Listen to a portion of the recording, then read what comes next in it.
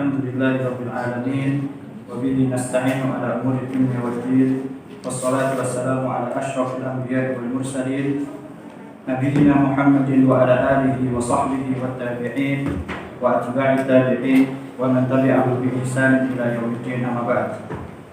Para jemaah yang dirahmati Allah Subhanahu wa taala, alhamdulillah pada pagi hari ini kita masih diberi kesempatan oleh Allah Azza wa Jalla untuk menambah amal ibadah kita, yang mana salah satu caranya dengan cara belajar ilmu agama. Dan sebagaimana telah dijelaskan oleh panitia, insya Allah tema yang akan kita bahas pada pagi hari ini yaitu tentang bagaimana tata cara sholat, bagaimana tata cara sholat, yang mana kita lebih menitik beratkan ke kaifiyah atau tata caranya. Wa illa sebenarnya masalah sholat ini sebuah permasalahan yang sangat besar, yang dibutuhkan waktu yang sangat lama untuk membahasnya secara detail dan lebih luas. Namun insya Allah pada pagi hari ini kita akan coba membahas sebatas pengetahuan yang saya dapatkan tentang tata cara sholat. Para jemaah dirahmati Allah Subhanahu wa taala, sebagaimana kita telah ketahui bahwasanya sholat merupakan tiang agama. Sholat merupakan hal yang sangat penting dalam kehidupan seorang muslim. Barang siapa yang meninggalkan sholat karena menganggap sholat itu tidak wajib, maka ulama sepakat bahwasanya dia dikhawatirkan akan dapat mengeluarkan dari agamanya.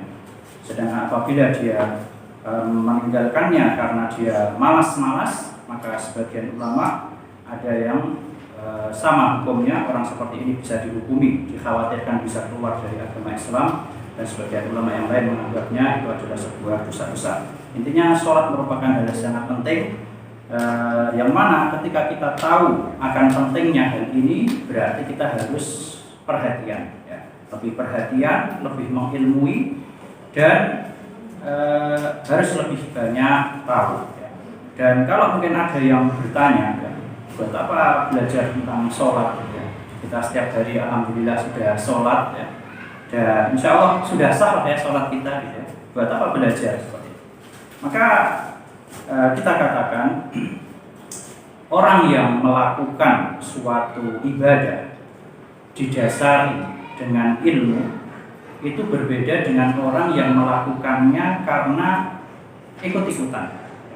Jadi orang yang dia tahu ilmunya, misalnya ketika takbiratul ihram, Allahu Akbar, dia tahu tatkala meletakkan tangannya itu sebahu, dia tahu ada hadisnya. Itu berbeda dengan orang yang melakukannya hanya, oh itu saya melakukan karena lihat Ustadz itu ngangkat tangannya sekian. Atau mungkin orang yang mengambil pendapat tatkala turun ke sujud, misalnya lutut duluan atau kaki duluan berdasarkan ilmu, itu beda dengan yang penting turun, aku lihat Ustadz itu melakukan seperti itu, tak ikuti. Tentu dua hal ini berbeda. Meskipun dua-duanya sama-sama sah sholatnya, dua-duanya melakukan hal yang baik, tapi kualitas atau pahala orang yang lebih berilmu lebih afdal, lebih utama. Allah SWT berfirman, "Qul hal yastawil ladzina ya'lamuna wal ladzina la ya'lamun."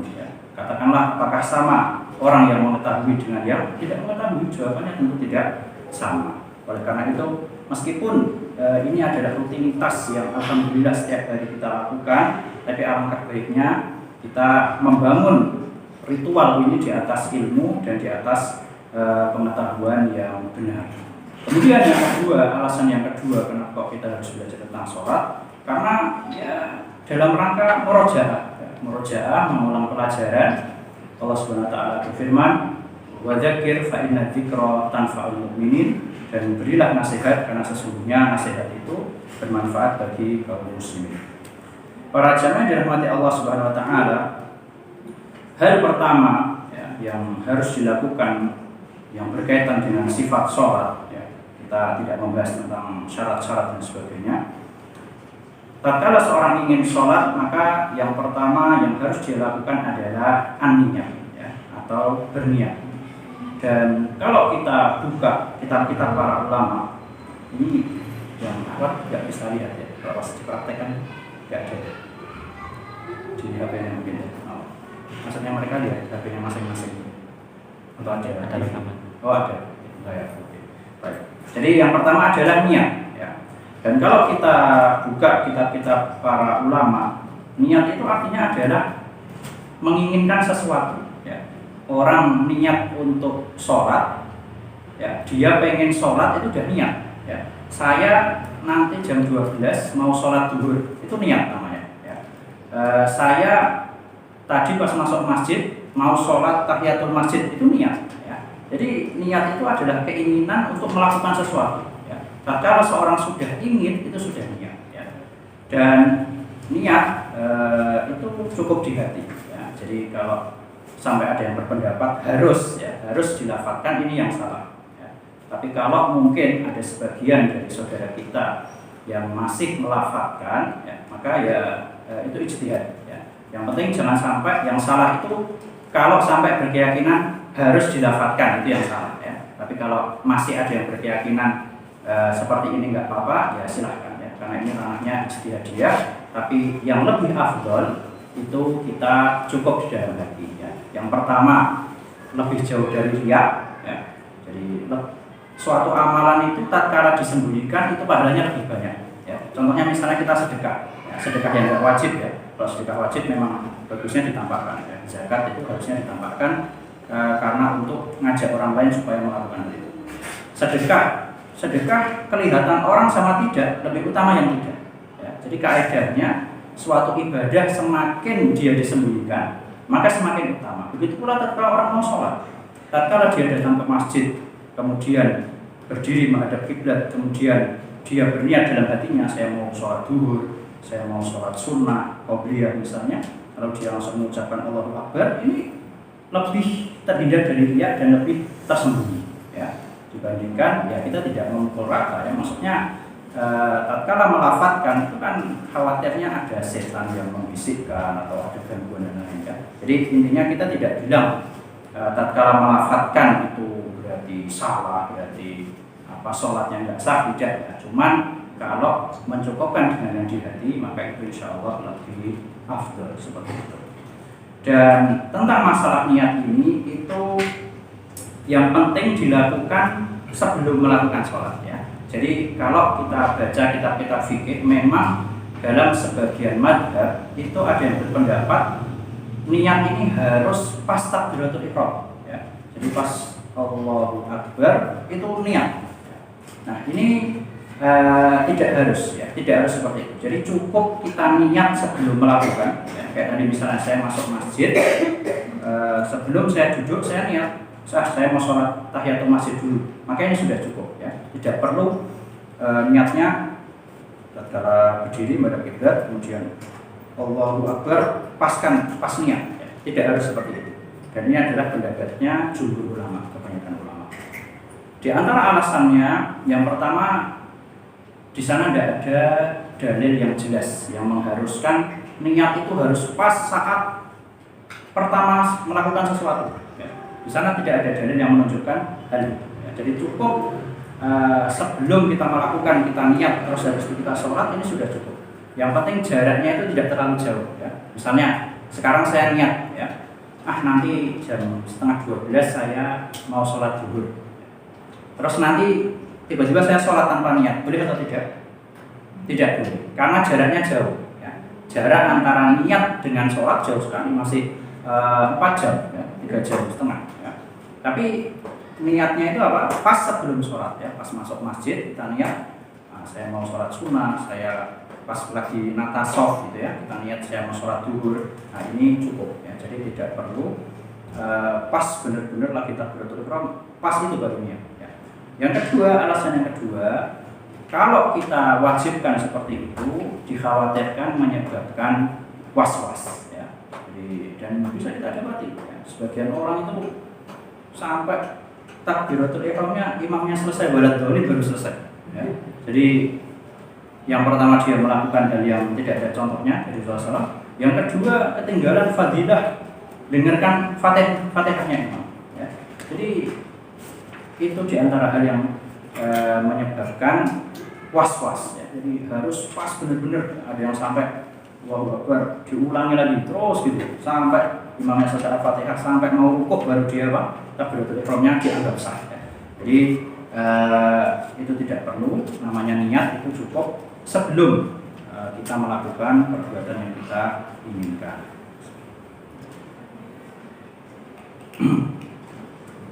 Para jemaah yang dirahmati Allah Subhanahu wa taala, kemudian setelah kita melakukan niat akan sholat yang akan kita lakukan, hal yang selanjutnya, dan niat ini hukumnya rukun ya, jadi wajib kita harus niat ya. Jadi kalau ada orang sholat dia nggak niat, maka sholatnya tidak sah ya. Contohnya apa? Ada orang lagi dikejar ya, sama orang misalnya, terus dia masuk masjid karena ketakutan langsung sholat, itu nggak mungkin ada niatnya ya. Karena dia kesini untuk sembunyi terus lihat masjid sholat ya, jadi belum sempat niat, maka ini apa? Sholatnya tidak sah. Jadi sholat wajib ada niatnya, dan niat ini fungsinya ada dua ya. Insya Allah para jemaah sudah sering mendengar ya. Yang pertama yaitu untuk membedakan antara suatu ibadah dengan bukan ibadah. Seperti tadi ada orang dikejar masuk masjid pura-pura sholat, nah ini niatnya pura-pura sholat ya. Jadi dia tidak mendapatkan pahala sholat. Yang kedua, fungsi dari niat adalah membedakan suatu ibadah dengan ibadah yang lain ya. Ada orang masuk ke masjid pas waktu subuh ya. Yang ada dua orang, yang satu niatnya sholat subuh ya, misalnya musafir ya di tengah jalan. Yang satu niatnya sholat qobliyah subuh ya. Sama-sama 2 rakaat, sama-sama perbuatannya, tapi beda niatnya ya, dan pahalanya beda ya. Jadi itu fungsi dari niat, membedakan ibadah dengan selainnya dan membedakan antara suatu ibadah dengan ibadah yang lain. Kemudian hal yang kedua yang harus dilakukan setelah seseorang niat adalah takbiratul ihram ya. Jadi takbiratul ihram ini hukumnya juga wajib ya, termasuk rukun-rukun sholat ya. Dalam hadis disebutkan karena Rasulullah sallallahu alaihi wasallam idza qama lis-sholati rafa'a yadayhi hatta takuna hadwa mankibaih ya. Dahulu Rasulullah sallallahu alaihi wasallam apabila beliau berdiri untuk melakukan sholat, beliau mengangkat kedua tangannya sejajar dengan bahunya ya. Nanti kita jelaskan gimana cara matokannya ya. Tsumma kabbara, kemudian bertakbir ya, Allahu Akbar. Harus pakai lafaz Allahu Akbar ya, nggak boleh diganti yang lain. Misalnya Allahu A'zam ya, Allahu Ahsan, nggak boleh ya. Jadi harus Allahu Akbar ya. Allahu Akbar ya. Dan pelafatan takbirnya itu boleh tatkala berbarengan dengan mengangkat tangan ya, atau mengangkat tangan dulu baru takbir ya. Dan yang jadi patokan takbiratul ihram itu adalah lafaz takbirnya, bukan ngangkat tangannya ya. Jadi ngangkat tangan itu hukumnya sunnah ya. Mengangkat tangan tatkala takbir dalam sholat itu hukumnya sunnah ya. Kalau ada orang nggak ngangkat tangan, misalnya sholat langsung Allahu Akbar, itu sah sholatnya ya. Jadi yang paling penting apa? Ucapan lafaz takbirnya Allahu Akbar ya. Jadi Nabi SAW dahulu tatkala berdiri untuk sholat, beliau mengangkat tangannya sejajar dengan bahunya atau pundak. Disebutkan oleh Imam An-Nawawi rahimahullah, cara mengangkat tangan tersebut yaitu ujung jari ini ya, ini setara dengan ini apa namanya, samping telinga ya, telinga yang samping ini ya. Jadi inilah ya, samping telinga, kemudian atau inilah ya, inilah intinya pinggir telinga yang ini ya, samping atas inilah ya. Jangan sampai lebih dari atas telinga ya. Kemudian jempolnya ini setara dengan ini apa ya, lemak telinga ya. Ya ini apa namanya, yang buat perempuan dengan anting-anting itu loh ya. Nah itu jempolnya kurang lebih di situ ya. Warahatahu mankibaih, dan telapak tangannya ini setara pundak ya. Jadi ya kurang lebih antara atas telinga sampai bawah. Ya. Jadi nggak terlalu bawah, ya. Allahu Akbar. Terlalu bawah, nggak terlalu atas. Allahu Akbar. Ya. Jadi antara telinga dengan bawah. Allahu Akbar. Ya, seperti itu. Fa'ida arada ayyarka'a fa'ala mithla dzalik. Begitu pula tatkala beliau mau rukuk, beliau melakukan seperti itu juga. Setelah baca surat, ya, kemudian mau rukuk, maka beliau melakukan seperti itu. Allahu Akbar, kemudian rukuk. Wala yaf'alu hina yarfa'u ra'sahu minas sujud, dan beliau tidak melakukannya tatkala bangkit dari sujud. Jadi kalau kata para ulama, disunahkan mengangkat tangan itu ada 4 keadaan, ya. Yang pertama ketika takbiratul ihram, yang kedua tatkala mau rukuk, ya, Allahu Akbar, angkat tangan lagi. Dan sekali lagi hukumnya sunnah, ya. Kalau nggak angkat tangan, sholatnya sah. Yang penting takbirnya itu. Kemudian yang ketiga bangkit dari rukuk ke i'tidal, Allahu Akbar. Yang terakhir kapan? Ya, bangkit dari tasyahud awal, ya. Jadi setelah tasyahud kita mau ke rakaat yang ketiga, disunahkan untuk mengangkat tangan. Allahu Akbar. Dan terserah, ya, mau takbir dulu baru mengangkat tangan atau mengangkat tangan dulu baru takbir, itu bisa disesuaikan. Yang penting nggak terlalu jauh jaraknya.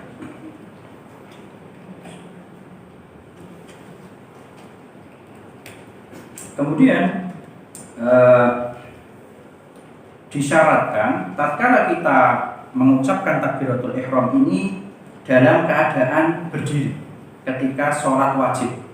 Ini kalau kita perhatikan sebagian masyarakat, terutama yang masbuh gitu, ya, itu mereka buru-buru, ya. Jadi takut imamnya setelah rukuk atau pas rukuk takut ketinggalan 1 rakaat gitu, ya. Itu mereka lari belum berdiri pas langsung takbir, ya. Jadi masih agak lari langsung Allahu Akbar baru berdiri. Nah ini salah, ya. Jadi takbiratul ihram harus dilakukan tatkala seorang benar-benar berdiri, ya. Jadi tenang dulu aja, tenang. Ketinggalan juga nggak dosa, kok, ya. Tinggal dikodok. Karena mungkin malas saja, ya. Jadi nggak usah buru-buru. Jadi santai, berdiri dulu, baru takbiratul ihram. Allahu Akbar, ya. Jadi takbiratul ihram harus dilakukan dalam keadaan berdiri, ya. Begitu pula tatkala sedang safar, ya. Ini juga penting para jemaah sekalian. Karena terkadang sebagian kita ini terlalu bermudah-mudah, ya. Mentang-mentang waduh, lagi di kereta, lagi di pesawat, kalau berdiri nanti dilihatin orang, jadi alasannya malu, ya. Bukan karena nggak mampu, tapi karena malu, ya.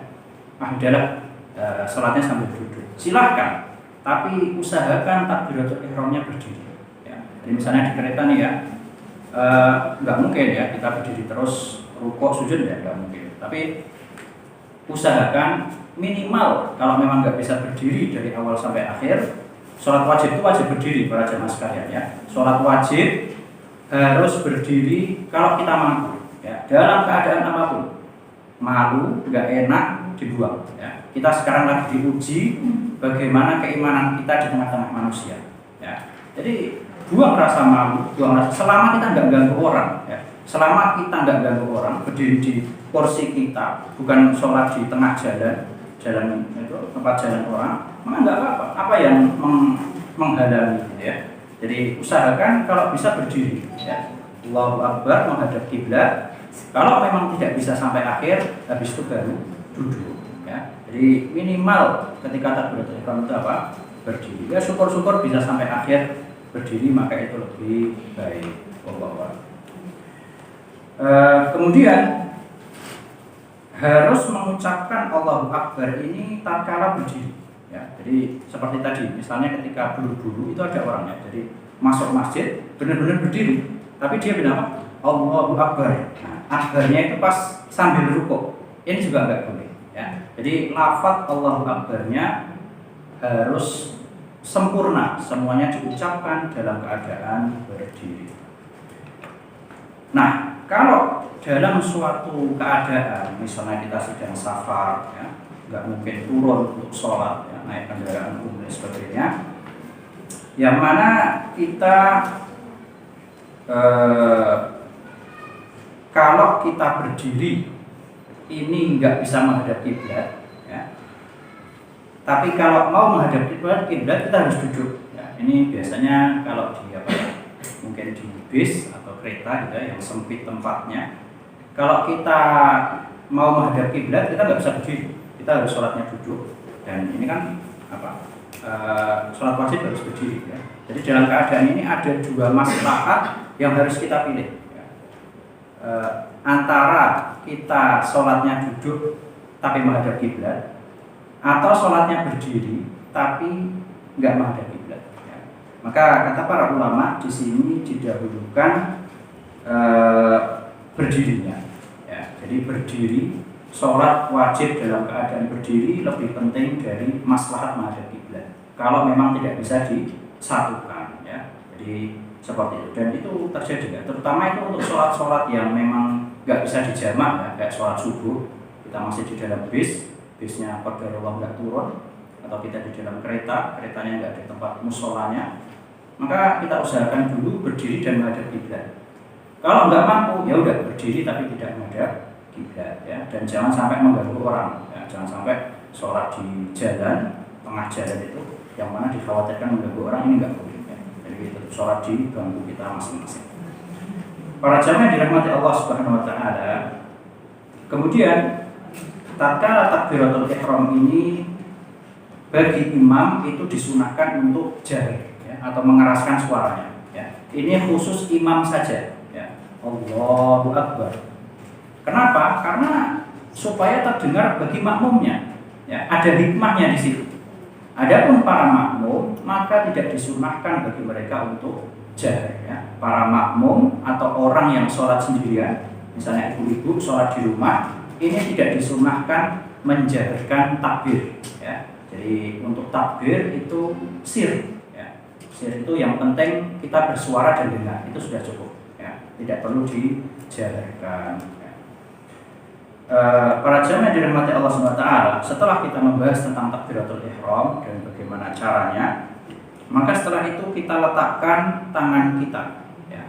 Dan sunnahnya yaitu adalah meletakkan tangan kanan di atas tangan kiri ya. Dan di sini ada 3 cara. Di situ ada layar. Oh, pakai HP. Ya, insyaallah. Baik. Jadi ada 3 cara dalam meletakkan tangan kanan di atas tangan kiri ya. Jadi yang pertama adalah meletakkan telapak tangan kanan di atas tangan kiri ya. Jadi seperti ini ya. Nanti bisa lihat di rekaman yang ya. Ada ya rekaman video ya. Baik. Kemudian cara yang kedua yaitu ini, jadi meletakkan telapak tangan kanan di atas tangan kiri ini, ujung tangan kanannya ini ada di ini pergelangan ya. Jadi bukan seperti ini ya, tapi lebih ke ujung jari kanan ini di pergelangan tangan seperti ini ya. Ini cara yang pertama. Cara yang kedua, menggenggam pergelangan tangan ya. Menggenggam pergelangan tangan, jadi seperti ini ya. Ya, seperti ini cara yang kedua. Cara yang ketiga, menggenggam siku ya, menggenggam siku. Jadi ada 3 cara dalam meletakkan tangan kanan di atas tangan kiri, dan ini hukumnya sekali lagi apa? Sunnah ya, hukumnya sunnah. Lalu di mana kita letakkan kedua tangan ini ya? Apakah di atas dada, atau boleh di bawah pusar, atau di atas pusar, atau di mana ya? Maka dalam hal ini kalau kita perhatikan memang ya, tidak dipungkiri di sana ada beberapa pendapat di kalangan ulama. Namun kalau kita cek hadis-hadisnya itu memang tidak ada yang sahih ya, sebagaimana ini disebutkan oleh Syekh atau Dr. Sa'ad Al-Khazlan, salah seorang ulama di Saudi Arabia. Jadi dalam hal ini itu al-amru fihi wasi'. Apa wasi' itu?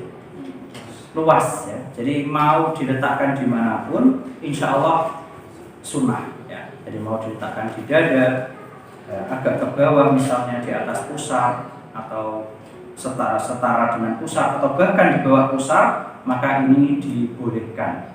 Namun sebagian ulama di antaranya mazhab Syafi'iyah di negeri kita dan kebanyakan ulama ini mengutamakan kalau bisa diletakkan di atas pusar ya. Jadi meskipun hadisnya itu tidak sahih ya, tapi kata mereka itu afdolnya diletakkan di atas pusar.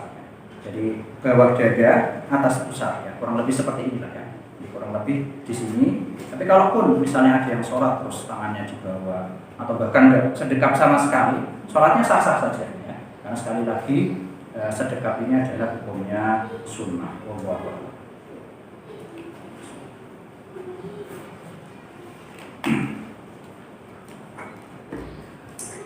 Para jemaah dirahmati Allah Subhanahu wa taala.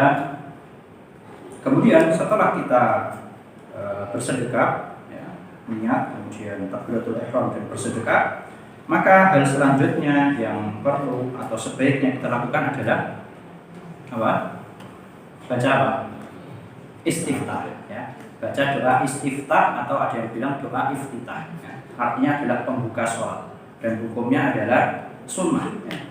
Di antara doa-doa yang ada hadisnya adalah doa yang sering kita ucapkan atau sudah kita hafalkan sejak kecil ya. Allahumma ba'id baini wa baina khataaya kama ba'adta bainal masyriqi wal maghrib. Allahumma naqqini minal khataaya kama yunqqa thawbul abyadu minad danas. Allahumma ighsil khataaya bil ma'i wath thalji wal barad. Kemudian juga di antara doa yang lain, subhanakallahumma wa bihamdik wa tabaraka ismuk wa ta'ala jadduk wa la ilaha ghairuk. Begitu pula doa yang lain, contohnya seperti wajjahtu wajhiya lilladzi fataras samawati wal arda hanifa wa ma ana minal musyrikin inna salati wa nusuki wa mahyaya wa mamati lillahi rabbil alamin la syarika lah wa bidzalika umirtu wa ana minal muslimin ya. Jadi doa manapun yang tadi ada hadisnya, yang memang ada contohnya di Nabi Sallam, boleh kita baca ya. Dan ini para jemaah sekalian, itu kalau bisa kita itu ini mencampur atau mix ya. Jadi gini maksudnya. Misalnya nanti sholat zuhur kita pakai Allahumma ba'id baini ya. Terus asar kita pakai subhanakallahumma rabbana wa bihamdik ya. Terus maghrib kita pakai wajjahtu wajhiya. Nah, ini kata para ulama lebih baik ya. Kenapa? Yang pertama kita bisa lebih banyak mengamalkan sunnah ya. Beda kalau setiap sholat cuma baca itu terus. Ya bagus dapat pahala, tapi apa? Ya dia melakukan sunnahnya itu saja gitu. Tatkala dia kadang ini, kadang itu, ya sama zikir-zikir yang lain juga seperti itu. Misalnya di sholat nanti kita baca apa? Subhana rabbiyal a'la 3 kali. Setelah itu sholat sunnah kita baca subhanakallahumma rabbana wa bihamdika Allahumma ighfirli misalnya. Kemudian di sholat lain kita baca subuhun qudusun rabbul malaikati waruh. Ya. Ini lebih utama. Karena apa? Lebih bisa banyak mengamalkan sunnah. Yang kedua, lebih bisa menghindari malas ya. Kenapa? Orang itu kalau biasanya stagnan ya, bacanya itu terus, itu biasanya ya apa ya, kurang menjiwai gitu ya. Jadi karena setiap sholat bacanya itu akhirnya ya biasa aja gitu. Tapi tatkala kadang dia baca ini, kadang dia baca itu bisa lebih ada nuansa baru ya, dan itu bisa insya Allah lebih dia menjiwai tatkala baca doa-doa tersebut. Kemudian setelah kita membaca doa istiftah atau iftitah, maka apa yang kita lakukan? Membaca isti'adah ya, membaca isti'adah dan hukumnya sunnah menurut kebanyakan para ulama ya. Dan di antara bentuk-bentuk isti'adah yang bisa kita ucapkan di antaranya adalah a'udzubillahi minasyaitonirrajim ya. Jadi setelah membaca doa tadi subhanakallahumma rabbana bihamdika subhanakallahumma rabbana bihamdika wa tabaraka ismuka wa ta'ala jadduka wa la ilaha ghairuk a'udzubillahi minasyaitonirrajim ya. Atau a'udzubillahi samiil alim minasyaitonirrajim, ini juga boleh ya. Atau yang agak panjang a'udzubillahi samiil alim minasyaitonirrajim min hamzihi wa nafthihi wa nafthihi ya. Jadi berlindung dari bisikan, kemudian nafas itu kayak ludah tapi sedikit ya. Jadi kita berlindung dari seluruh godaan syaitan. Nah, kemudian setelah kita membaca isti'adah, maka kita langsung membaca Al-Fatihah ya. Dan membaca Al-Fatihah ini hukumnya wajib ya, karena termasuk rukun sholat ya. Dan kalau ada orang yang tidak membaca Al-Fatihah, maka rakaatnya itu tidak dianggap ya. Maksudnya apa? Misalnya ada orang lupa nggak baca Al-Fatihah rakaat pertama, pas rakaat kedua dia baru ingat, maka rakaat kedua ini dihitung rakaat pertama. Ya. Jadi ngulang lagi dia. Ya. Jadi seperti itu. Dalam sebuah hadis Nabi SAW bersabda, la sholata liman lam yaqra' bi Fatihatil Kitab. Ya. Tidak ada sholat bagi orang yang tidak membaca Fatihatul Kitab, yaitu adalah Al-Fatihah. Ya. Dan Al-Fatihah para jemaah sekalian itu ada 7 ayat. Ya. Ayat yang pertama adalah Bismillahirrahmanirrahim. Yang kedua Alhamdulillahirabbil alamin. Yang ketiga Ar-Rahmanir-Rahim. Yang keempat Maliki Yaumiddin.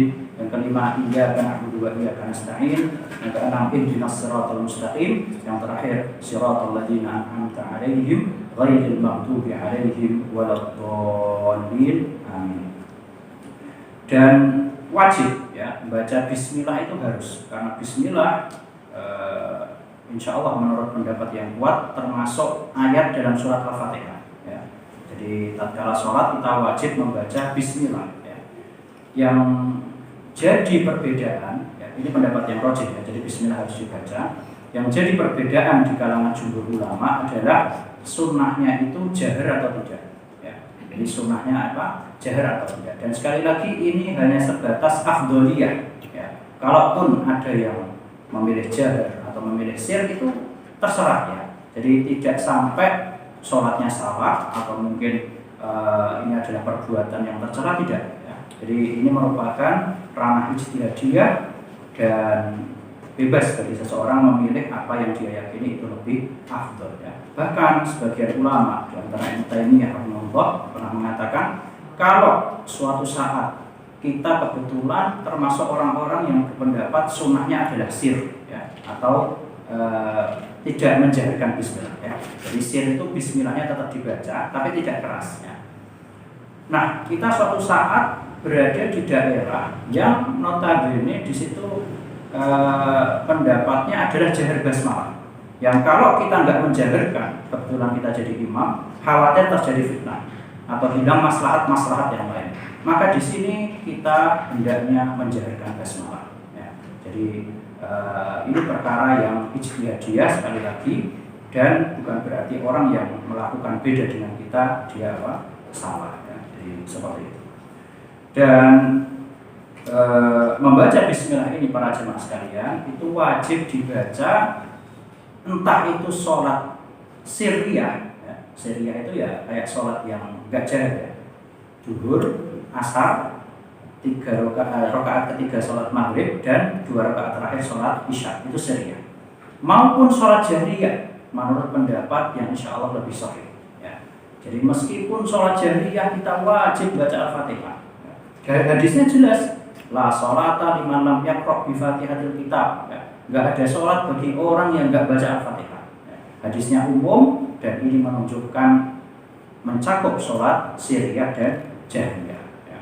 Toib, nggak usah ada ayat bunyinya seperti ini, wa idza quri'al qur'anu fastami'u lahu wa ansitu la'allakum turhamun ya. Apabila dibacakan Al-Quran kepada kalian, maka dengarkanlah dan diamlah ya, agar kalian mendapatkan rahmat. Ya betul, ada ayat seperti itu.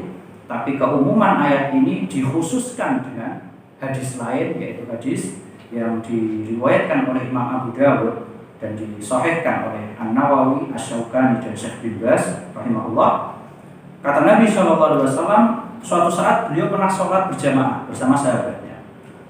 Kemudian beliau mendengar para sahabat ini baca di belakang beliau ya. Jadi pas beliau membaca, beliau dengar ada yang baca juga di belakang beliau. Maka setelah sholat pun beliau bertanya kepada para sahabat ya, la'allakum taqra'una khalfa imamikum ya. Kayaknya tadi ada yang baca ya di belakang imam ya, kata beliau. Qulna na'am ya wa Rasulullah sallallahu alaihi wasallam. Qala la taf'alu ya, kata Nabi SAW, jangan lakukan ya. Jadi kalau pas sholat jahriyah imamnya baca, kamu jangan baca ya.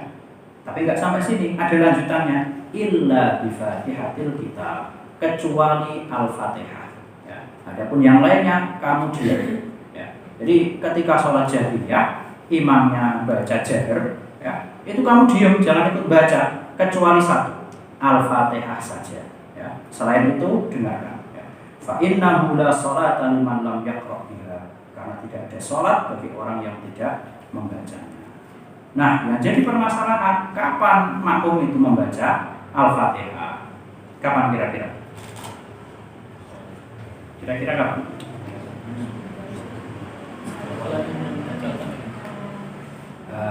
Setelah imam baca Al-Fatihah. Sebelum amin atau gimana? Sesudah amin ya. Baik, ya. Jadi soal ini pernah ditanyakan kepada salah satu guru kami, Syekh Abdul Muhsin Al-Abbad hafizahullah, salah seorang ulama di Madinah. Jadi kapan makmum itu membacanya? Ya. Kata beliau bisa baca setelah mengucapkan amin. Ya. Jadi setelah imam salat terakhir waladhdallin amin. Nah, di situ setelah bilang amin, si makmum bisa membaca Al-Fatihah. Ya. Jadi pas imamnya baca Al-Fatihah didengerin. Setelah waladhdallin amin, di situ dia makmum membaca Al-Fatihah secara sir ya, secara pelan-pelan ya. Meskipun imamnya sudah mulai baca surat ya. Jadi membaca surat itu kan hukumnya sunnah. Membaca surat setelah Al-Fatihah itu hukumnya sunnah, tidak wajib. Nah, kita punya kewajiban baca Al-Fatihah, maka kita boleh melakukan hal yang wajib tatkala imam itu membaca hal yang sunnah. Jadi seperti itu para jemaah sekalian, kesempatan bagi kita untuk membaca Al-Fatihah ya, kecuali satu keadaan. Apa keadaan itu? Kita dibolehkan nggak baca Al-Fatihah ketika masbuk ya. Masbuk dan imamnya udah rukuk ya. Nah ini boleh. Jadi imamnya rukuk, kita masuk masjid nggak usah baca Al-Fatihah, takbiratul ihram langsung rukuk ya. Jangan takbiratul ihram baca Al-Fatihah dulu ya, imamnya keburu tidak ya. Jadi masuk masjid santai, nggak usah buru-buru, takbiratul ihram Allahu Akbar, kemudian takbir sekali lagi Allahu Akbar untuk rukuk ya. Kalaupun dia mau takbiratul ihram saja langsung rukuk juga boleh seperti itu. Wallahu a'lam. Para jamaah yang dirahmati Allah Subhanahu wa taala,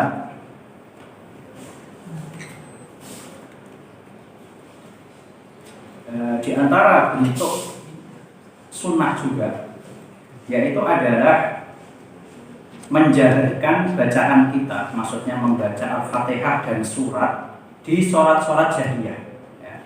Jadi kalau misalnya nih kita lagi sholat sendiri, terutama ibu-ibu ya, sholat di rumah, sholat subuh misalnya, atau sholat maghrib atau isya, itu termasuk sunnah adalah menjaharkan bacaan ya. Jadi kalau bisa jahar, dijaharkan dulu ya. Yang pertama itu sunnah ya. Yang kedua itu bisa memberikan pendidikan buat anak kita ya. Jadi anak yang melihat orang tuanya sering ngaji itu merupakan faktor utama menanamkan kecintaan Al-Quran pada diri anak ya. Jadi salah seorang syekh juga yang pernah bilang seperti itu, faktor utama menanamkan kecintaan Al-Quran di dalam diri anak adalah qudwah hasanah ya, suri tauladan yang baik ya. Anak yang melihat orang tuanya setiap masuk rumah bukanya mushaf ya. Lihat orang tuanya lagi sholat jahar ya, baca Quran ya.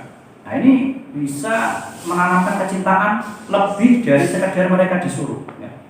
Jadi seperti itu lebih mengena di hati dibandingkan kita cuma nyuruh-nyuruh, ayo baca Quran misalnya ya.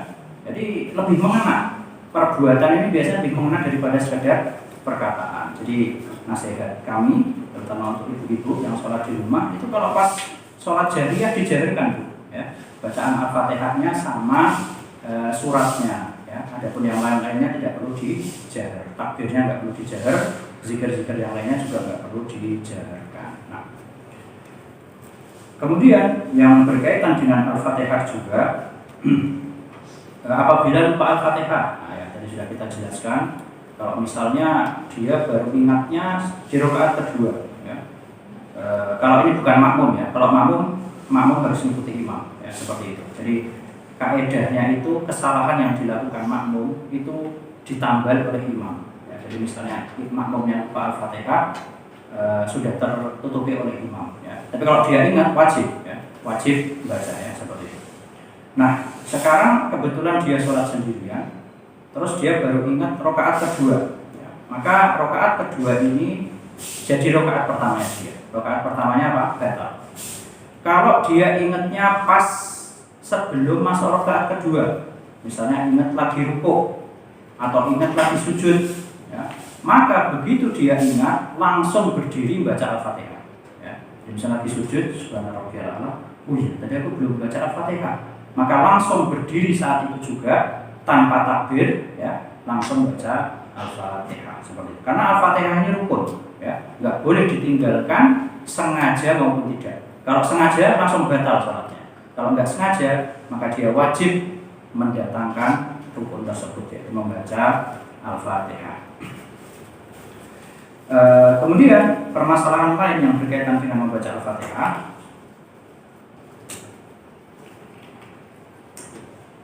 yaitu adalah Al-Fatihah ini sangat urgent sekali para jemaah sekalian. Jadi usahakan kita kalau nggak ada waktu buat belajar tajwid atau belajar gimana mengucapkan huruf yang benar, minimal Al-Fatihahnya benar. Ya. Jadi misalnya mungkin kita sibuk kerja dan sebagainya, ya, minimal Al-Fatihahnya kita udah benar huruf-hurufnya. Ya. Kenapa? Karena kata para ulama, kalau sampai orang baca Al-Fatihahnya ini salah, yang kesalahannya ini sampai merubah makna. Ya. Contohnya merubah makna itu apa? Contohnya misalnya bilang siratal ladzina an'amta alaihim, siratal ladzina an'amta, jalan orang yang apa artinya? Engkau beri nikmat, ya, jalan orang yang engkau beri nikmat, ya Allah. Dia rubah jadi apa? Siratal ladzina an'amtu, misalnya. Jadi apa artinya? Jalan yang aku beri nikmat. Ngaku dia, ya kan? Nah, ini merubah makna. Seperti ini sholatnya tidak sah. Ya. Jadi kalau lahannya, kalau dalam ilmu tajwid ada namanya lahan jari. Lahan jari itu lahan besar sampai merubah makna. Contohnya seperti tadi. Maka ini sholatnya tidak sah. Ya. Atau kayak misalnya iyyaka na'budu. Apa artinya iyyaka na'budu? Hanya kepada Mula kami menyembah. Dia rubah jadi iyyaki na'budu. Jadi apa itu iyyaki? Kamu wanita. Ya, jadi kalau K itu kan kamu laki-laki, muzakkar, ya. Ki itu kamu perempuan. Nah, ini juga nggak boleh. Ya. Nah, ini pentingnya kita belajar, ya, minimal Al-Fatihah. Kalau belum sempat belajar surat lain, minimal Al-Fatihah sama surat-surat pendek. Ya. Jangan sampai enggak. Nah, karena tadi kalau sampai Al-Fatihah itu salah sampai merubah makna, ya, atau misalnya merubah huruf, ya, yang misalnya apa, ya, contohnya intinya merubah huruf yang menyebabkan merubah makna, ya. Beda kalau misalnya salahnya seperti ini. Kalau yang benar kan alhamdulillah, ya, alhamdulillahirabbil alamin. Dia mungkin nggak sengaja merubah alhamdulillahirabbil alamin. Ini nggak apa-apa, ya, karena kesalahannya nggak merubah makna. Atau alhamdulillahirabbil alamin misalnya. Ya. Ini tetap harus diperbaiki, tapi tidak membatalkan sholat karena tidak merubah makna. Nah, ini juga nasihat terutama untuk para takmir masjid dan sebagainya. Itu usahakan ketika menunjuk imam, ya, atau misalnya kita di suatu keluarga, ya, terus kita nyuruh orang untuk jadi imam, usahakan yang bacaannya paling benar. Ya. Kenapa? Kalau dia bacaannya masih salah, nggak jadi imam, ya, itu urusannya dia, sholatnya dia itu. Ya. Tapi pas dia jadi imam, baca Al-Fatihah sampai merubah makna, sholatnya nggak sah, makmumnya juga kena. Ya. Jadi kalau, ya, misalnya kita di suatu masyarakat ada masjid yang qadarullah imamnya salah baca Al-Fatihah, ya, maka kalau bisa hindari, ya, cari masjid yang memang bacanya itu tidak ada salah, terutama kalau salahnya sampai merubah makna, ya. Salahnya sampai merubah makna, kecuali kalau salahnya itu berkaitan dengan, ya, kol-kola, ya, atau sifat-sifat huruf, ya, dengung, itu masih mending. Itu salah-salah yang wajar, tidak sampai merubah makna. Tapi kalau sampai merubah makna, hati-hati, ya. Jadi ini nasihat untuk kita sebagai mungkin dalam rumah tangga, dan juga kalau mungkin di antara kita ada yang mengelola masjid, ya. Dan nasihat bagi kita untuk belajar, ya. Belajar minimal Al-Fatihah, karena Al-Fatihah ini kalau salah, ya, sholatnya nggak sah, ya. Jadi seperti itu. Kemudian selanjutnya setelah kita membaca Al-Fatihah, ya, maka kita disunahkan setelah itu membaca amin, ya. Yang mana amin ini artinya adalah istajib doa, ya Allah kabulkanlah doa. Nah, cara membaca amin, dan amin ini hukumnya sunnah, ya, membaca amin hukumnya sunnah. Cara membaca amin yang benar, jadi ini juga penting, ya, karena kalau kita lihat asal-asalan kadang sebagian orang, apalagi anak kecil kan, ya, amin sampai akhir, ya. Gimana cara yang benar?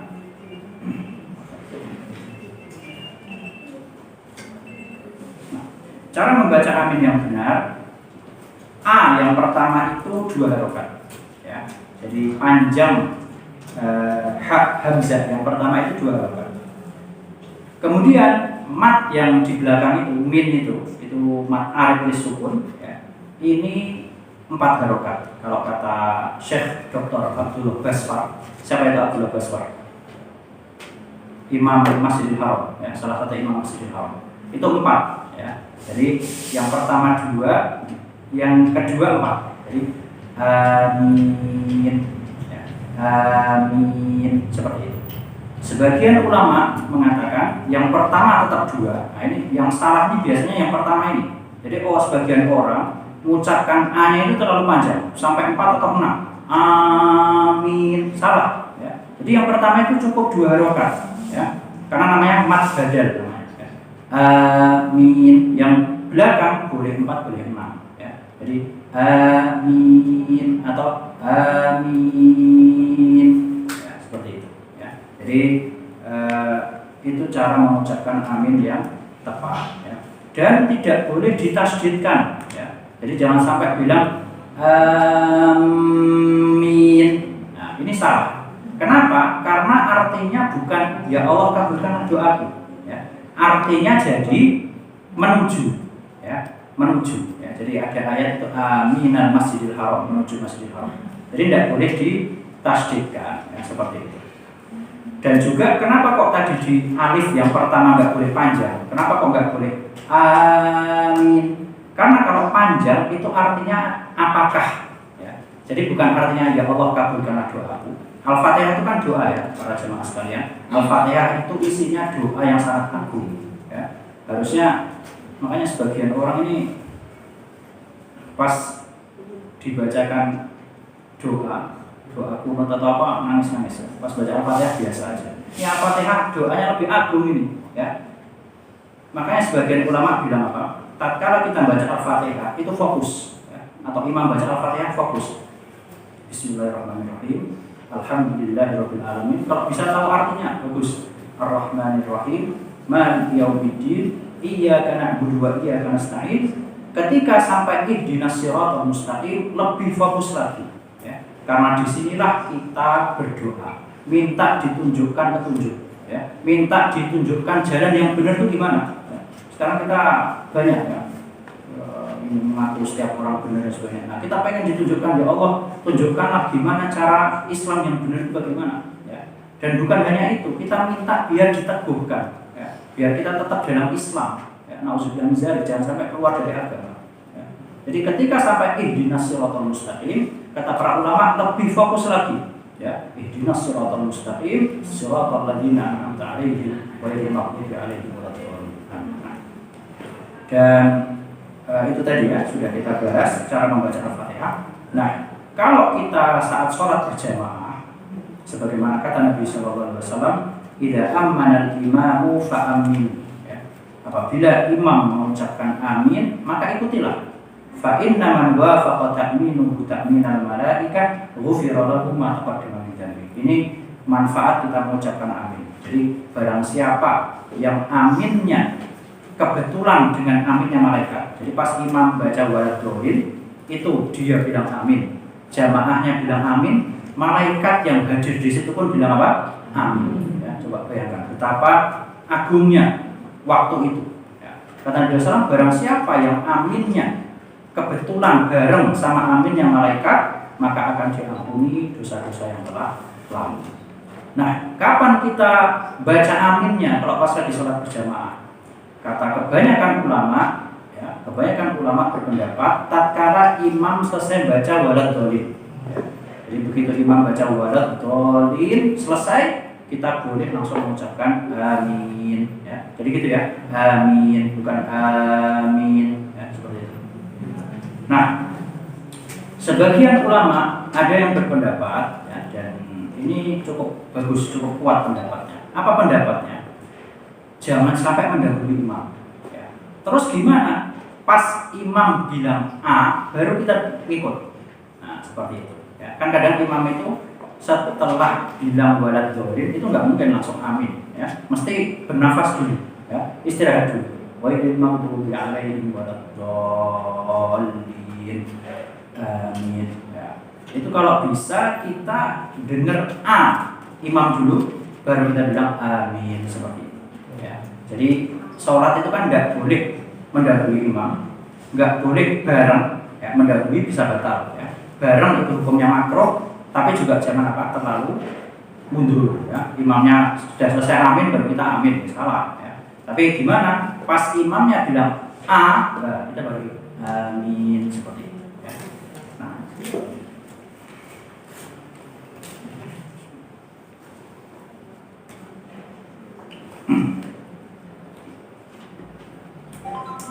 para jemaah yang dirahmati Allah Subhanahu wa taala, kemudian setelah kita membahas bacaan amin ya, dan sebagian ulama itu ada yang mensunnahkan baca amin meskipun di luar sholat ya.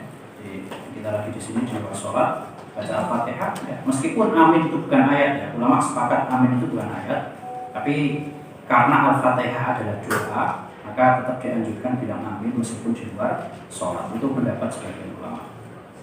Kemudian setelah kita mengucapkan amin, maka hal selanjutnya yang kita lakukan adalah membaca surat ya. Qiraatus surah, membaca surat, dan ini hukumnya sunnah ya. Dan yang afdol itu membaca surat full kalau bisa ya. Dan ini lebih afdol dibandingkan baca beberapa ayat meskipun banyaknya sebanyak surat tersebut ya. Maksudnya gimana? Maksudnya gini misalnya, ada orang kadang baca akhir surat Al-Baqarah gitu ya, 2 ayat terakhir surat Al-Baqarah. Gimana itu ayatnya? Amanar rasulu bima unzila ilaihi min rabbihi wal mu'minun. Terus la yukallifu nafsan illa wus'aha. Boleh, seperti itu boleh. Nah, 2 ayat ini itu ya kurang lebih mungkin setara kayak orang baca Al-A'la ya. Kurang lebih lah ya, kurang lebih seperti itu. Nah, meskipun sama ya, maksudnya baca itu mungkin 2 menit, Al-A'la juga mungkin sekitar 2 menit. Tapi kata para ulama lebih afdol yang baca 1 surat full ya, seperti itu. Tapi kalau ada yang mau baca potongan-potongan ayat pun tidak apa-apa ya, apalagi mungkin ya biar mungkin yang mendengar tadabbur Al-Quran yang lain-lain ya, ayat-ayat yang lain ya silahkan. Dan yang kita dapati di Haramain kan seperti itu ya. Jadi nggak mesti imamnya baca 1 surat full ya, kadang baca di awal surat nggak sampai selesai, kadang di pertengahan, kadang di akhirnya, dan itu semua boleh. Cuman yang lebih afdol kalau misalnya kita pilih ya itu apa, kalau bisa baca 1 surat full. Apa dalilnya? Dalilnya dari Abu Qatadah, karena Nabi sallallahu alaihi wasallam yaqra'u fi rak'ataini min adh-dhuhri wal 'ashri bi Fatihatil Kitabi wa suratin. Ya, di sini disebutkan dahulu Nabi Shallallahu Alaihi Wasallam apabila membaca di 2 rakaat zuhur dan asar, maksudnya 2 rakaat pertama, beliau membaca Al-Fatihah dan surat-surat. Nah, di sini nggak disebutkan apa ayat-ayat, tapi pakai apa? Surat-surat. Jadi full baca suratnya. Ya. Ini diantara dalil yang menunjukkan afdolnya ya, lebih baiknya itu full 1 surat. Wallahu a'lam. Dan untuk jenis-jenis surat yang dibaca, sebagian ulama ada yang memberikan perincian ya. Tapi ini sekali lagi afdol ya, maksudnya bukan kalau nggak baca itu nggak sah, nggak, cuman kalau bisa ya, seperti itu. Jadi untuk sholat subuh itu disebutkan bacanya tiwalul mufassal ya. Tiwal itu jamak dari kata tawilun, artinya panjang ya. Maksudnya surat-surat yang agak panjang. Surat-surat apa tiwalul mufassal itu? Yaitu surat dari awal Al-Hujurat ya. Al-Hujurat itu juz 26 ya, juz 26 akhir sampai surat Al-Buruj juz 30. Nah, jadi surat-surat antara Al-Hujurat sampai Al-Buruj itu namanya tiwalul mufassal. Kalau bisa dibaca pas sholat subuh, ya memang agak panjang memang suratnya. Tapi sekali lagi ini lihat maslahat, ya. Kalau kita di masjid yang alhamdulillah lingkungannya memang ya sudah paham, ya sholat subuh itu sunnahnya agak lama dan sebagainya, silahkan, ya. Atau kadang-kadang kita baca itu silahkan. Tapi kalau kita lagi di lingkungan masyarakat yang dikhawatirkan kalau kita panjang-panjang malah nggak ke masjid, ya jangan, ya. Jadi sekali lagi ini sunnah. Ketika ada dua maslahat, kita lihat mana maslahat yang lebih besar. Kemudian sholat zuhur itu pun juga agak mirip dengan sholat subuh, ya, kata para ulama. Ya mungkin agak pendek dikit tapi mirip lah. Ya. Sholat asar dan sholat isya ini membaca awasitul mufassal. Ya. Awasitul mufassal itu artinya yang tengah-tengah. Ya. Dari apa? Dari lanjutannya tadi. Setelah sholat al-Buruj, surat apa? At-Tariq, ya. Jadi dari surat At-Tariq sampai surat Al-Bayyinah, ya. Ini namanya awasitul mufassal. Ya, ini disunahkan atau dianjurkan baca di sholat asar dan sholat isya, 2 rakaat pertama. Sholat maghrib, nah ini sholat maghrib ini sholat yang memang kita dianjurkan jangan lama-lama, ya. Karena apa? Karena waktunya pendek. Ya. Bahkan kalau kita lihat hadis tentang waktu sholat, hadis waktu sholat itu gimana? Hari pertama Jibril datang ke Nabi SAW di awal waktu. Hari kedua Jibril datang ke beliau di akhir waktu untuk menjelaskan ini loh, waktu sholat itu kamu segini, ya. Jadi pas subuh Jibril hari pertama datang di awal waktu, hari kedua pas hampir terbit matahari. Nah, khusus sholat maghrib itu dalam sebuah riwayat disebutkan Jibril datangnya di satu waktu, ya. Di hari pertama datang pas itu, hari kedua juga di waktu itu. Ini menunjukkan sholat maghrib itu waktunya pendek, ya. Jadi jangan suka molor-molor, ya. Wah maghrib, isya masih setengah jam lagi, nanti aja lah 10 menit sebelum isya. Ya memang itu waktu maghrib, tapi maksudnya apa? Jangan kebiasaan molorin waktu, terutama waktu maghrib, ya. Karena waktu maghrib ini sangat pendek. Nah, untuk sholat maghrib ini dianjurkan baca Qisarul Mufassal, ya. Berarti lanjutannya setelah surat Al-Bayyinah surat Az-Zalzalah, ya. Saya surat Az-Zalzalah sampai surat An-Nas itu dianjurkan dibaca dalam sholat maghrib.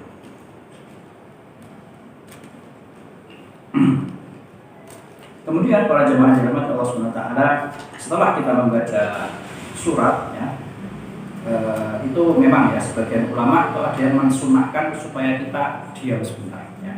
Jadi diam dalam sholat, sebagian ulama itu ada yang bilang ada di 3 keadaan, ya. Meskipun ada khilaf, ya, tapi nggak apa-apa, kita kasih maklumat lah, ya. Maksudnya kalau suatu saat ada orang yang melakukan seperti itu tidak usah kaget, ya. Yang pertama itu adalah diam sebelum baca Al-Fatihah, dibuat baca al-istiftah, doa istiftah. Yang kedua, diam setelah mengucapkan amin, ya, terutama untuk sholat berjamaah. Ini biasanya imam ngasih kesempatan buat makmum baca Al-Fatihah, ya. Diam yang ketiga, diam sebelum rukuk setelah baca surat, ya. Jadi misalnya minal jinnati wan nas, beberapa detik aja, ya, 2 atau 3, habis itu baru Allahu Akbar, seperti itu. Di antara hikmahnya supaya tidak nyambung atau terlihat nyambung ayat dengan takbir, ya. Kalau yang langsung enggak minal jinnati wan nas Allahu Akbar, jadi kelihatan kayak nyambung gitu, ya. Nah ini di antara hikmahnya biar terlihat terpisah, ya. Jadi ya 2 detik cukup, ya, 2 detik kemudian baru Allahu Akbar. Kemudian setelah kita membaca surat, maka kita lanjut ke rukun yang berikutnya, itu adalah rukuk, ya. Dan rukuk di sini bisa dipraktekkan diam ikhwan. Jadi yang rukuk ini apa namanya? Disunahkan untuk tangan ini berada di lutut, ya. Jadi sandaran tangannya ini memegang lutut, kameranya.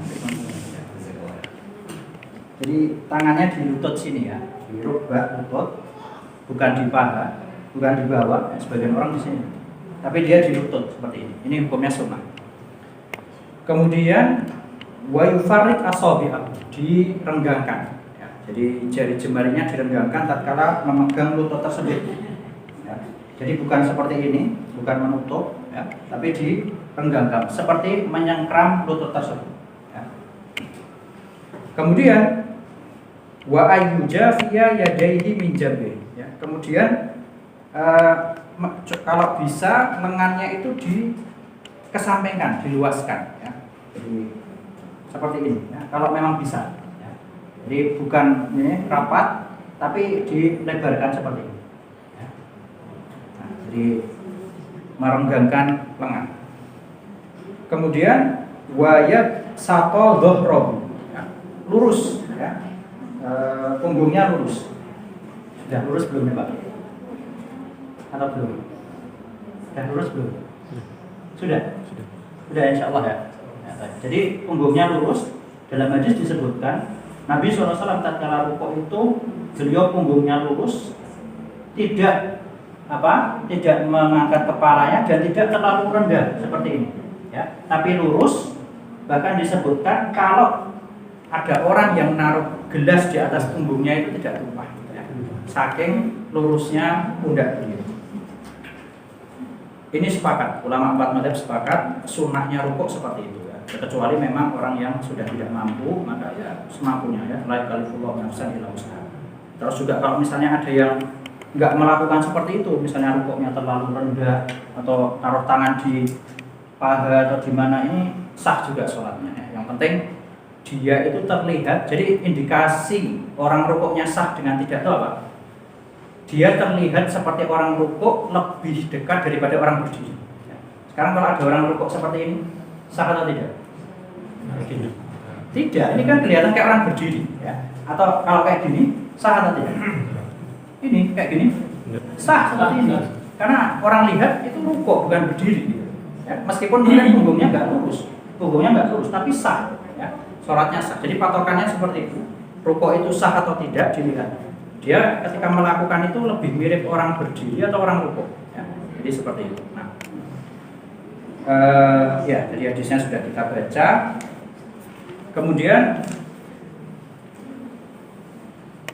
Kemudian setelah rukuk maka lanjut ke i'tidal ya, dengan mengucapkan Allahu Akbar.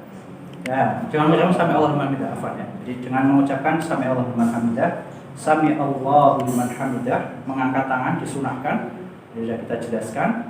Dan sami Allahu liman hamidah ini sebagian ulama menjelaskan khusus untuk imam dan orang yang sholat sendirian. Ya.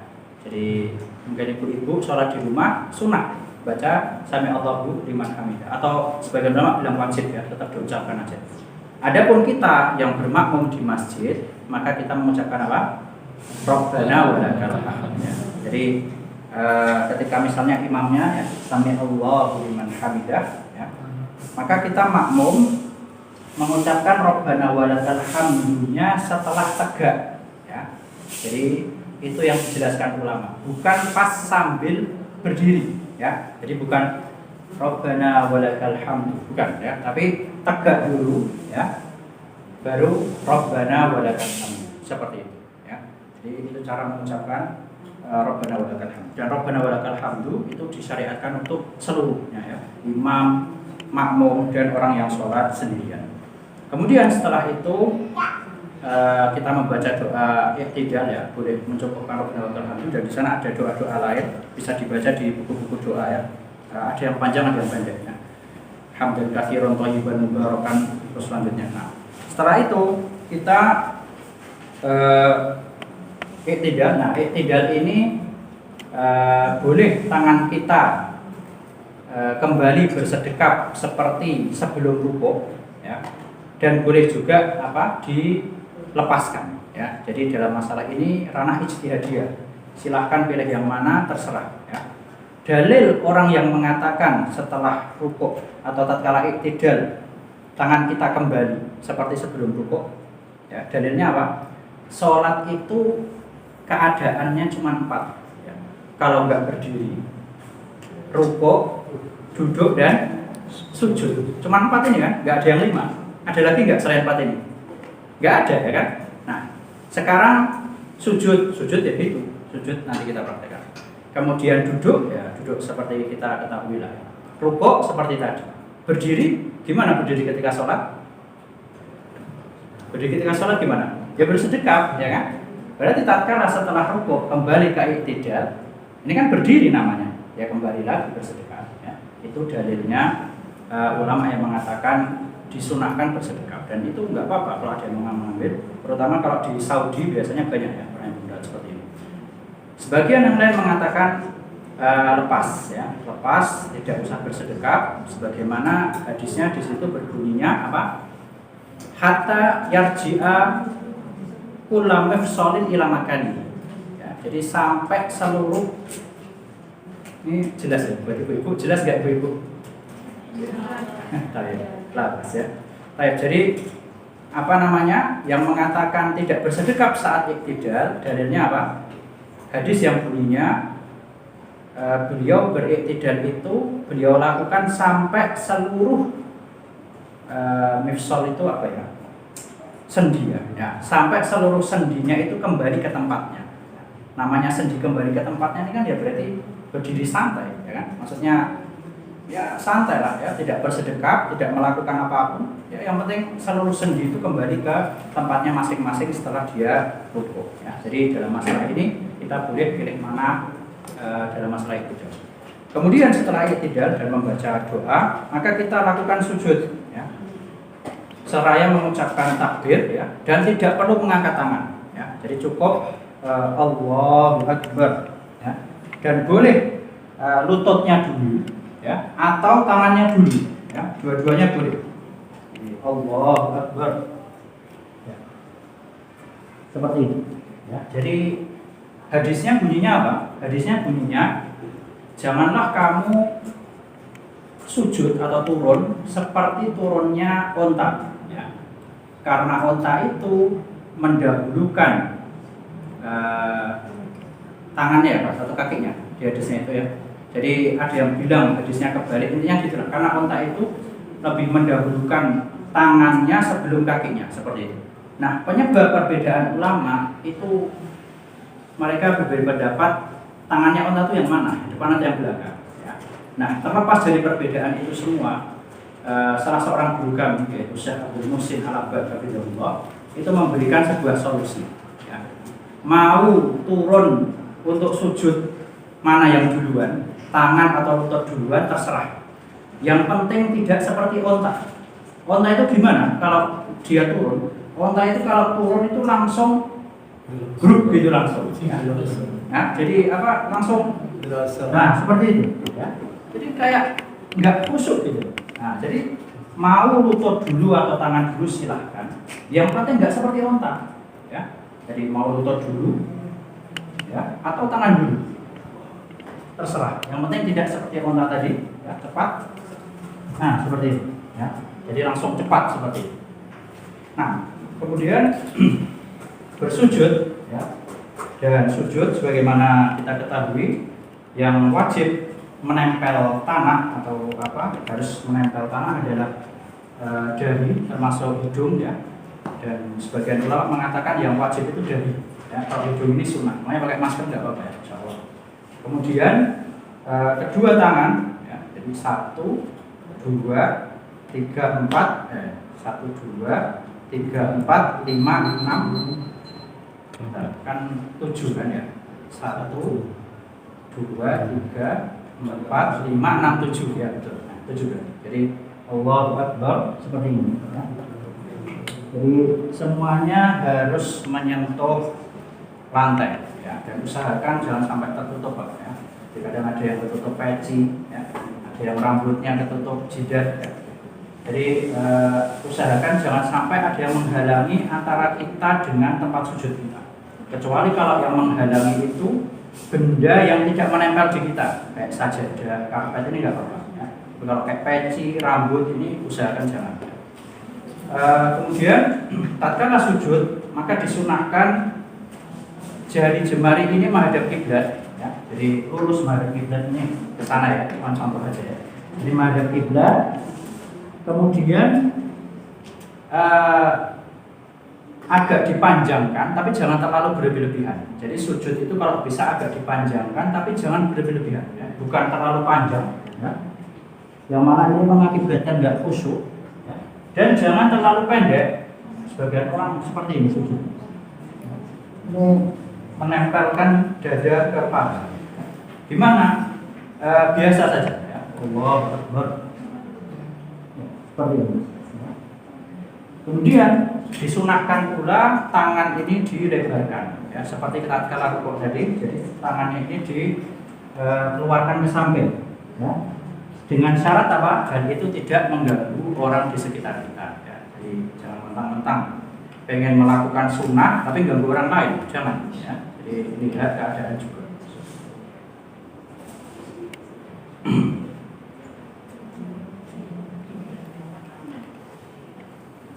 Kemudian di antara sunnah tatkala sujud yang lain adalah kaki ya. Kaki yang di belakang ini dirapatkan ya. Kaki dirapatkan dan usahakan kalau bisa ya, ini kalau bisa itu jari jemarinya juga mengarah ke kiblat, tapi sebisa mungkin, bukan, jangan terlalu dipaksakan ya. Jadi kaki rapat, jari jemarinya menekuk sebisanya ya ke arah kiblat seperti itu. Kemudian di antara hal yang disunahkan pula, siku ini jangan menempel lantai ya. Jadi di antara hikmahnya, karena kalau menempel lantai itu seperti apa? Ya, seperti itu ya, seperti anjing. Diangkat dan dilebarkan dan seperti ini. Baik, dan saat sujud disyariatkan untuk membaca Subhana rabbiyal a'la 3 kali ya. Sebagian ulama mewajibkan 1 kali, yang 2 itu sunnah ya.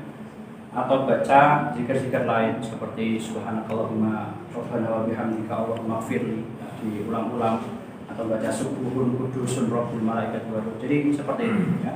Bisa kita pilih salah satunya. Dan ini merupakan momen yang sangat bagus para jemaah sekalian, sebagaimana dalam hadis disebutkan Nabi SAW bersabda, fa'ammar ruku' fa'adzimu fihi rabb ya. Adapun ruku' maka agungkanlah Allah di dalamnya ya. Jadi untuk ruku' itu kita disyariatkan untuk mengucapkan pujian-pujian subhana rabbiyal azim, subuhun kudusun rabbul malaikat wa amma sujud fa'aksiru fihi ad-du'a ya. Adapun sujud maka perbanyaklah doa ya. Faqaminun ayyustajaba lakum, karena itu adalah tempat yang kamu itu hampir dikabulkan atau pasti dikabulkan ya. Jadi kapan kita berdoa pas sujud? Setelah baca zikir tadi ya. Jadi setelah subhana rabbiyal a'la, subhana rabbiyal a'la, masih ada waktu ya, imamnya belum bangkit misalnya, maka kita manfaatkan, kita berdoa rabbighfirli wa liwalidayya warhamhuma kama rabbayani shaghira, doa rabbana atina fid dunya hasanah wa fil akhirati hasanah, doa rabbi zidni ilma ya, atau rabbighfirli wa tub 'alayya innaka antat tawwabur rahim, doa-doa yang lainnya ya, apapun doa yang kita inginkan. Bahkan kalau kita belum bisa bahasa Arab, bisa pakai bahasa Indonesia ya. Tapi apa sih doa apa yang kita inginkan coba? Yang mengharuskan kita pakai bahasa Indonesia itu doa apa coba? Misalnya kita belum bisa bahasa Arab, kita pengen berdoa, nggak tahu bahasa Arabnya, apa contohnya? Kita pengen berdoa apa contohnya? Biar dapat pekerjaan, doa aja Rabbana atina fid dunya hasanah ya Allah berikanlah aku kebaikan di dunia. Kebaikan di dunia itu mencakup seluruh hal ya. Pasangan yang soleh-solehah, pekerjaan yang halal dan berkah, kesehatan, anak-anak yang soleh dan solehah, seluruh kebaikan di dunia ya. Jadi kita berdoa Rabbana atina fid dunya hasanah, itu sudah apalagi yang kurang gitu ya. Jadi ini nggak ada alasan berdoa pakai bahasa lain meskipun boleh. Baik, kemudian setelah sujud sudah disunahkan untuk berdoa. Tapi gini ya para jemaah sekalian, jadi ini kadang fenomena, terutama ketika sholat berjamaah. Nah, karena dia tahu sujud itu adalah tempat mustajab doa, akhirnya dia benar-benar berdoa. Bahkan tatkala imamnya sudah bangkit, dia masih sujud, ya. Dengan alasan apa? Berdoa belum selesai. Ya. Ini salah. Ya. Jadi dalam hadis disebutkan, innama ju'ilal imamu liyutamma bihi. Sesungguhnya imam itu dijadikan untuk diikuti. Ya. Kalau imamnya sudah bangkit, selesaikan doanya. Ya.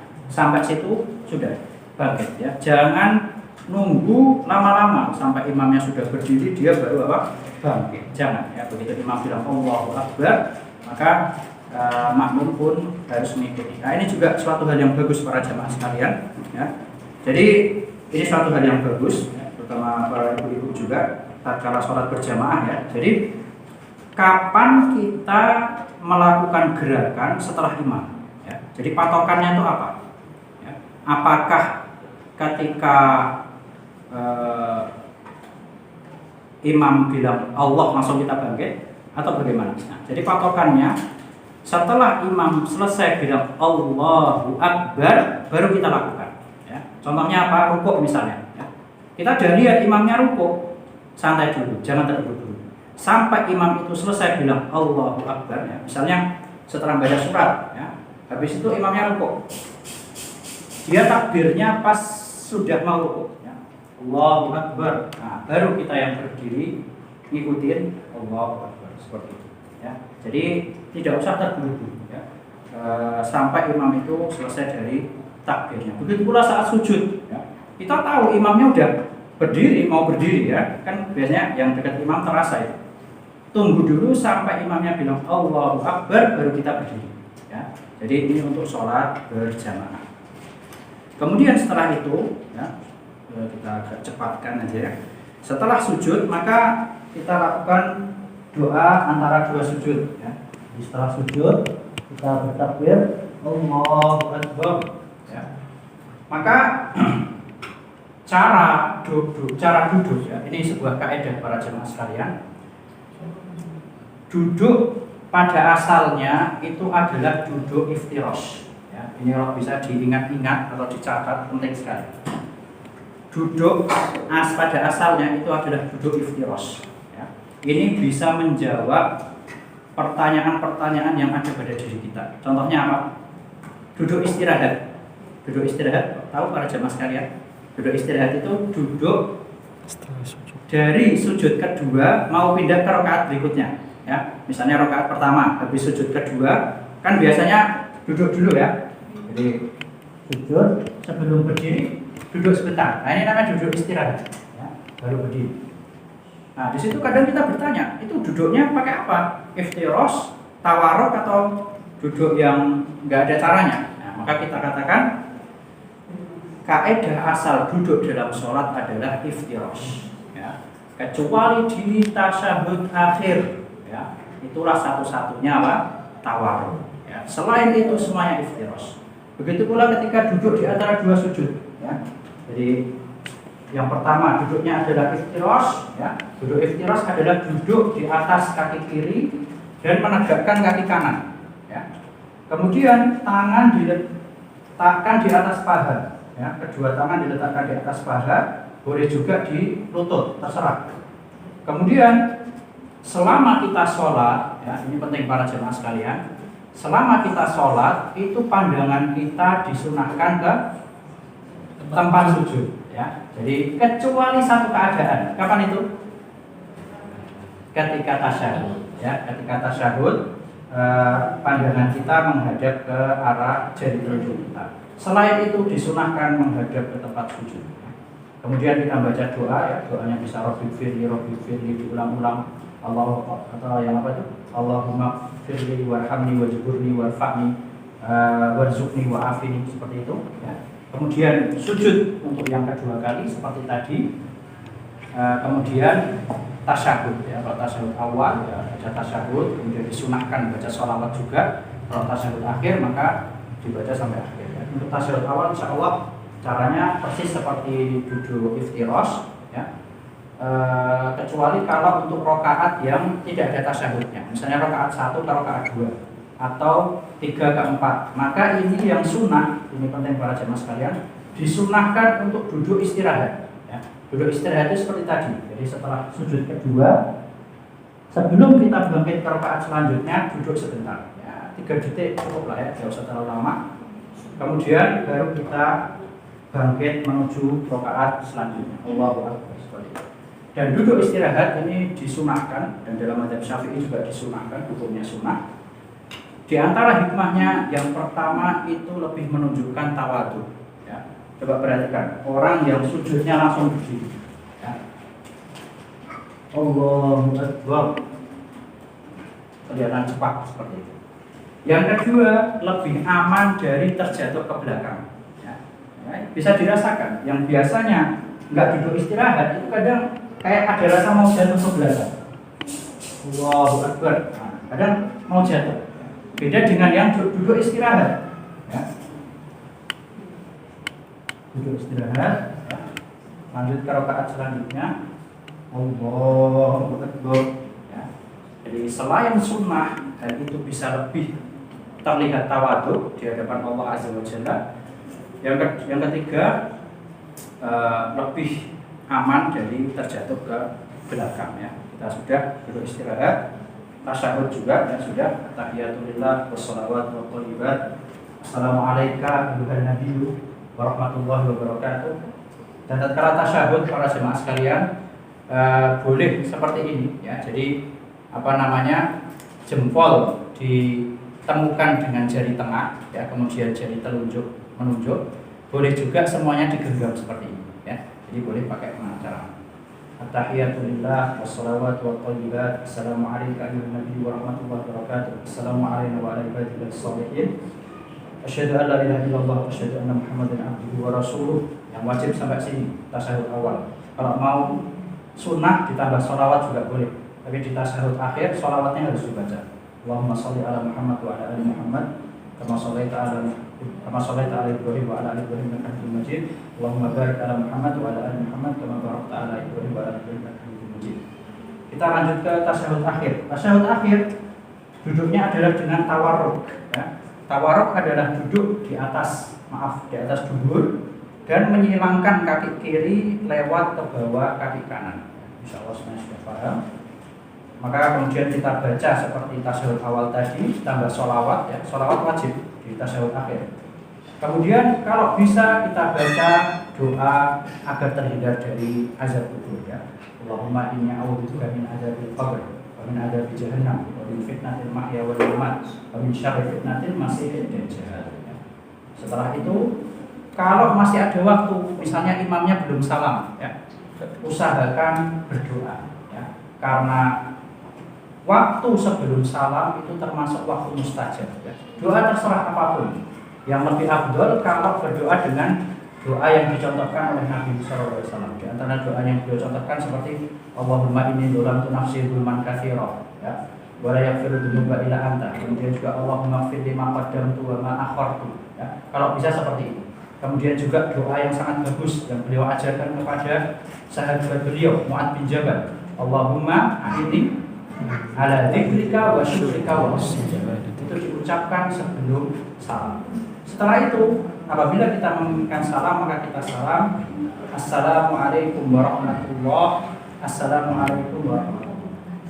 Ucapan salam yang paling afdol dalam sholat ya, sekali lagi kita konteksnya sholat, dan hadis-hadisnya yang paling sahih itu adalah assalamualaikum warahmatullahi ya. Jadi sampai warahmatullahi. Kalau ada yang mau menambah sampai wabarakatuh silahkan. Kalau ada yang mau cukupkan dengan assalamualaikum juga silahkan. Tapi hadis yang paling sahih itu sampai warahmatullahi ya. Jadi, assalamualaikum warahmatullahi. Assalamualaikum warahmatullahi. Disunahkan ketika salam itu benar-benar menoleh. Bahkan dalam hadis disebutkan Rasulullah SAW ketika salam itu sampai orang belakang bisa melihat pipi beliau ya. Ini menunjukkan berarti salamnya benar-benar noleh ya. Bukan cuma sedikit ya atau terlalu ke belakang ya, tapi yang terlihat pipinya ya. Assalamualaikum warahmatullahi. Assalamualaikum warahmatullahi ya. Jadi itulah secara ringkas tata cara sholat yang dapat kita sampaikan pada pertemuan kali ini. Sebelum kita tutup, mungkin ada yang mau ditanyakan atau belum jelas, silakan. Ya, silakan.